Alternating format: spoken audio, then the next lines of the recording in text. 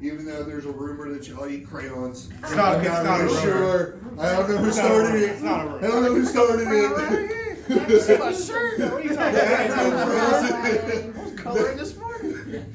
But I am for us, so like I said, they ain't released me yet, so it is what it is. So I'm gonna speak for a second. As you see my bright and shiny face, I'm actually gonna leave my sunglasses on. I have a skin issue and it's kind of acting up, so I'm just gonna leave it as is. I'm gonna introduce myself, and then myself is gonna talk for a second, and then I'm gonna reiterate on myself. Cool? Cool. Hey. Sounds dumb, doesn't it? But I swear to God, it'll make sense. So is this how you manage your stress? You just keep having conversations with yourself? You know, Honestly, I haven't learned that one yet. Is as hyper as I am. Yeah, that's honestly the best way I deal with things. Everybody's journey is different. Yes, I do. I do. It's very stressful. Ask my girlfriend. It's very bad. She leaves the room. Oh God, she does. She does. She just gives me food, and it's like she steps away, and then I won't hear from her for like 2 hours. Wait, you're talking about that. Wait, you or your dog? No, the dog comes with me. The girlfriend leaves. He's got it's weird. She's got gave the dog food. Gives you the well, I food? mean, me and the dog both eat pretty clean. You've met Gia. Yeah, She's big as hell too.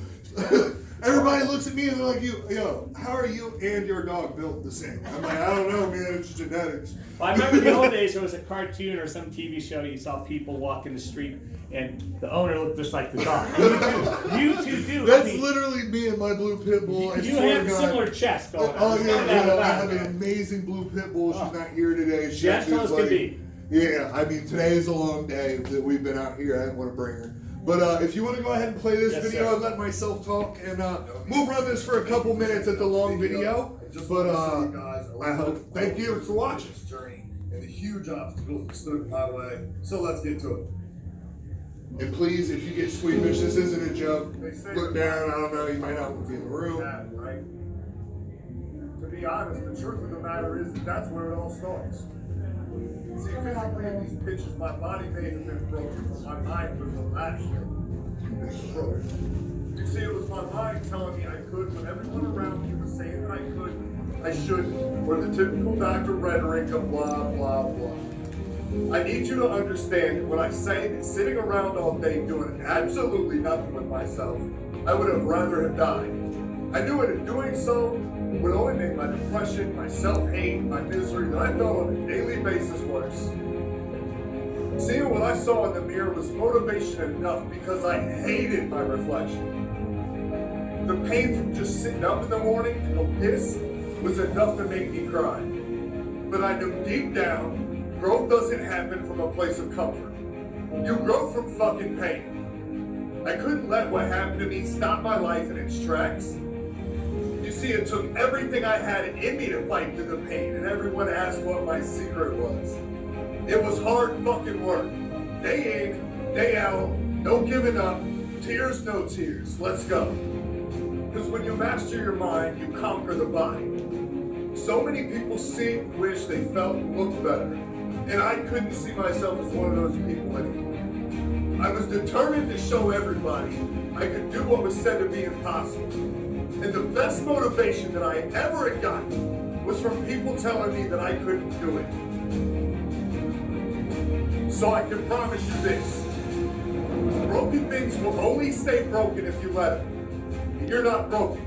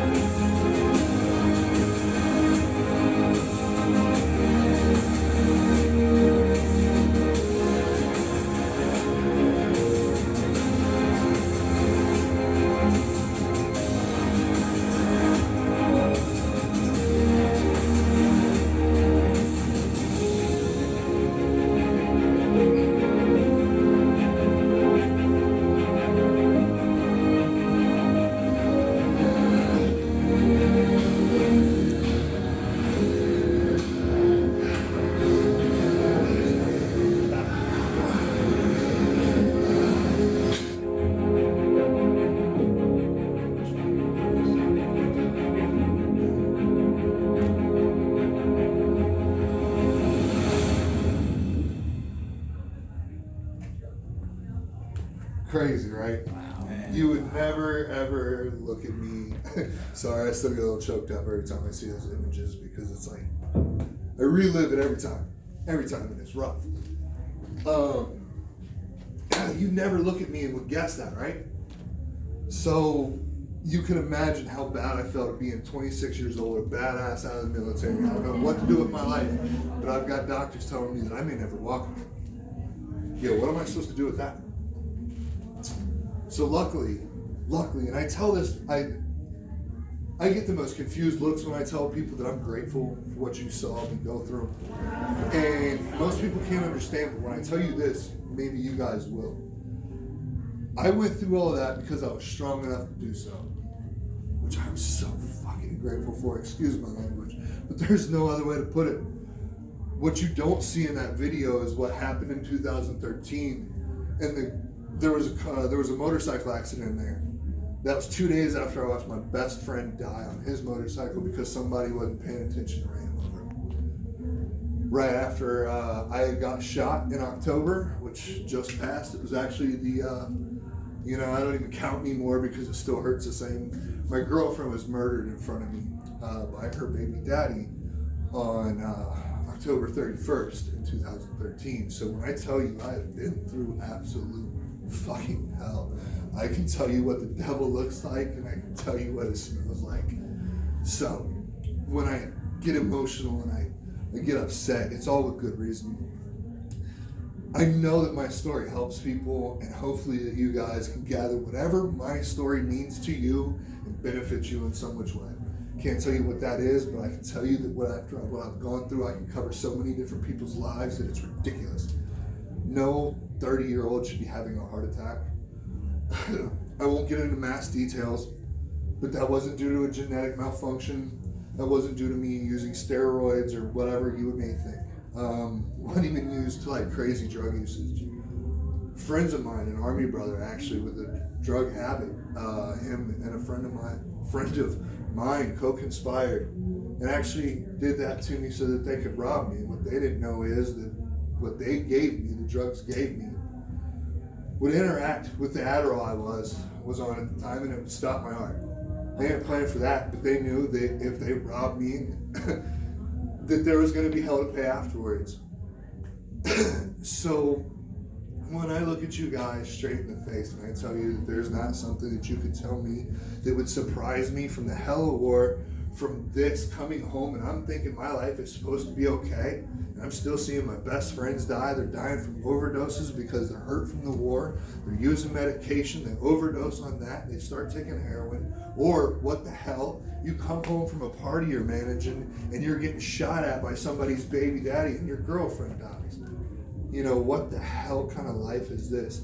And when people tell me I should write a book, man, I've honestly thought about it. And the craziest thing is I would need help because I've had so many brain injuries that a lot of my life I've honestly forgotten. Because when I tell you that this isn't even the tip of the iceberg, there's so much more to my story. It's like a layer of an onion.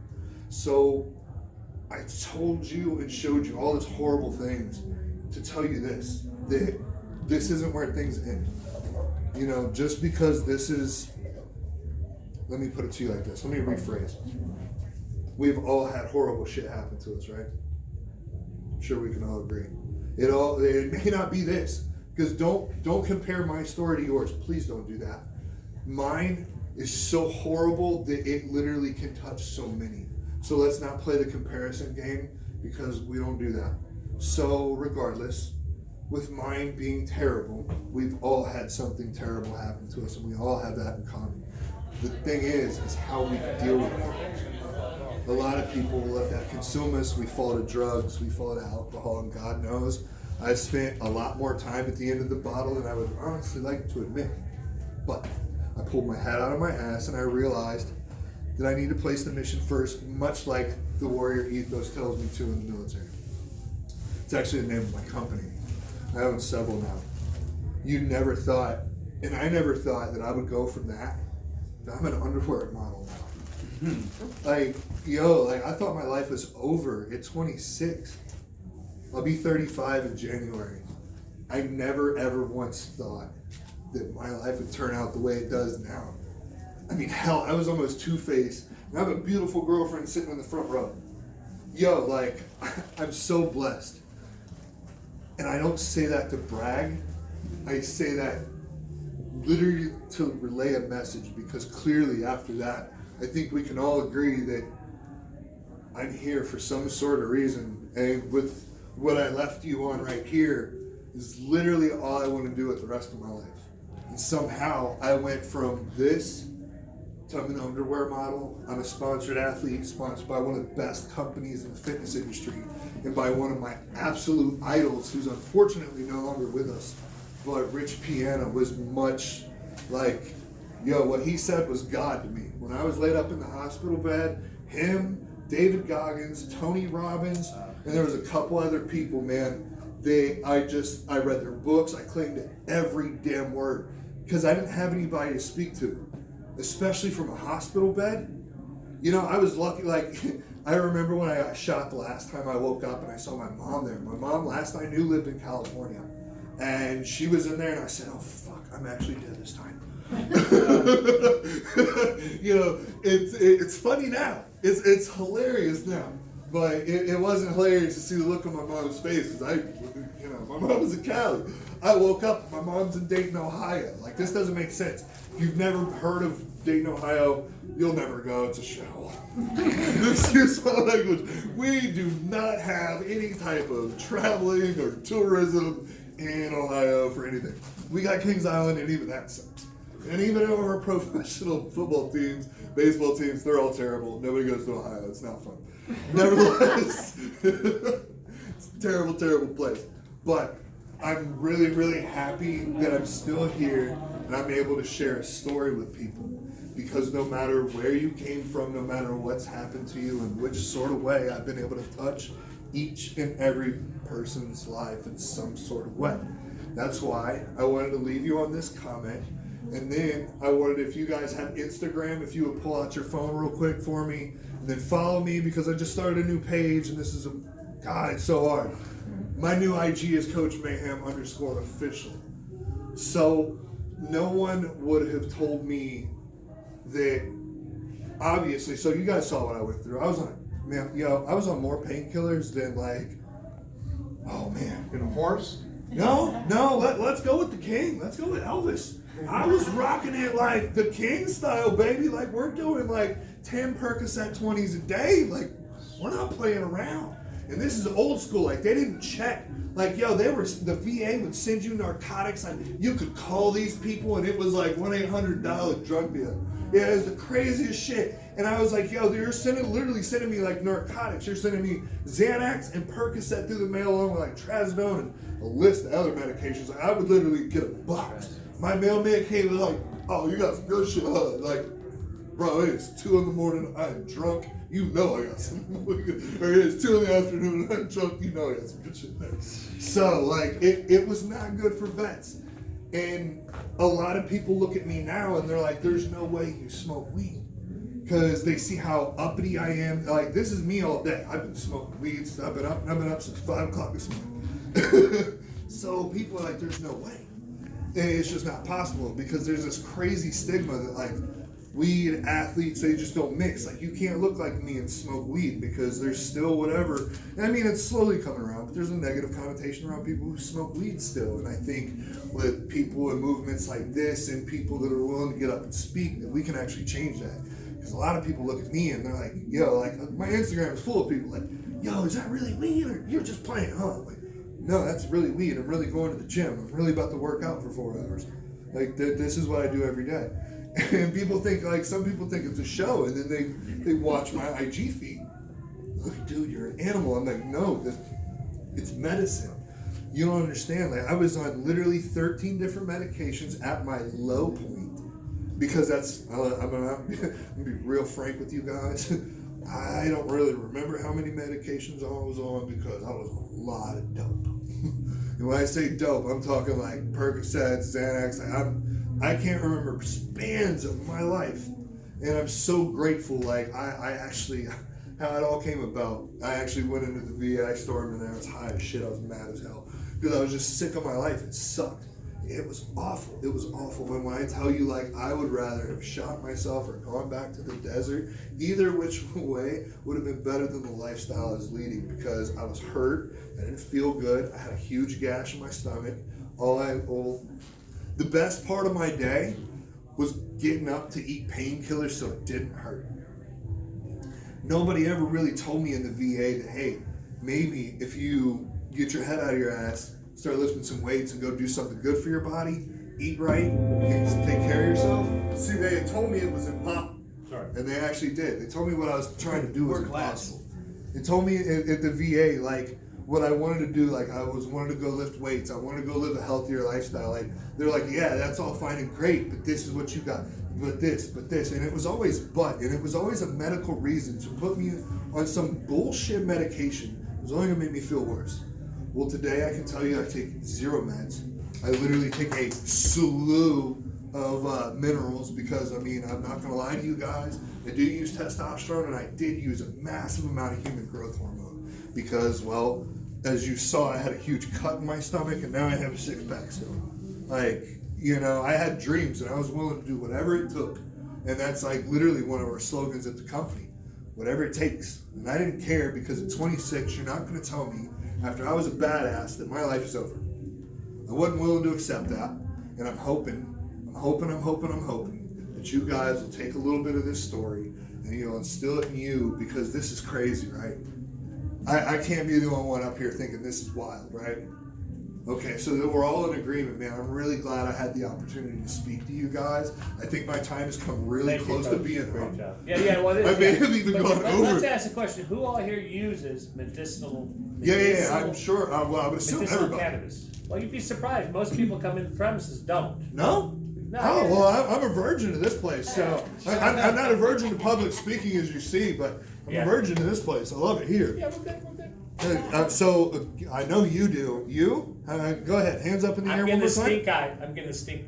Oh, wait. From who? Who's mad at me? Who's mad at us? Are you mad at me or him? You can be mad at him. I didn't want to interrupt. Oh, no, you're good. I think tell me the time. Like I go, oh. Yeah, we both thought it was time. So this is my handler. She's worked with me for 20 years, and what did I do wrong? He gave me the eye. I actually told him, I was like, I think my time is almost Oh, look up. at my phone. Oh, look at my phone. Oh, Gary Flores watching me. Hold on. My handler.